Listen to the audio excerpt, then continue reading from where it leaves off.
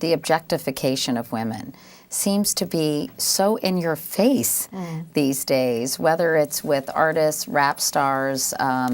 That's kind of a tired argument, but it's still very prevalent in pop culture. And even in the way women are presenting themselves, it seems to be, they'd rather be viewed as hot than accomplished.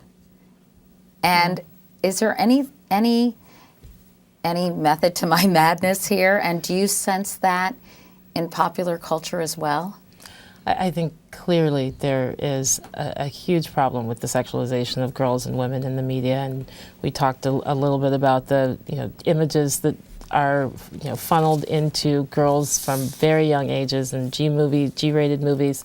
I think that though when you ask the questions to especially high school students, which is something we've been doing at the Women's Media Center, there is an ability from a media literacy standpoint that many of these young women have to where they are starting to separate those images from their reality.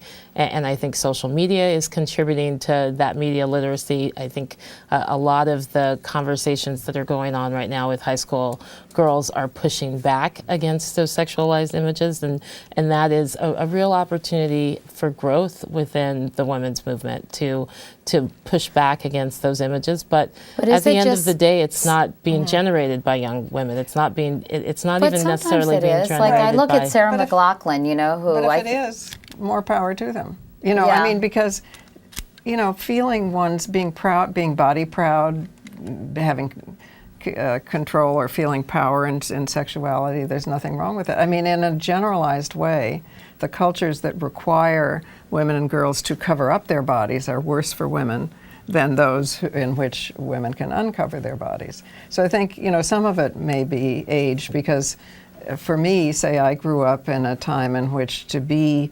overtly sexual was dangerous because you got to be the wrong kind of, then anything could happen to you.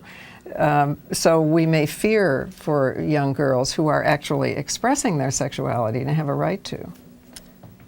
But I do think that if you look at rap music in particular, that there are decisions being made in small executive offices by mostly white men about the images that they want to see their artists producing, and especially how they portray African-American young women is problematic. But again, I don't think that is being driven by the artists or driven by the community.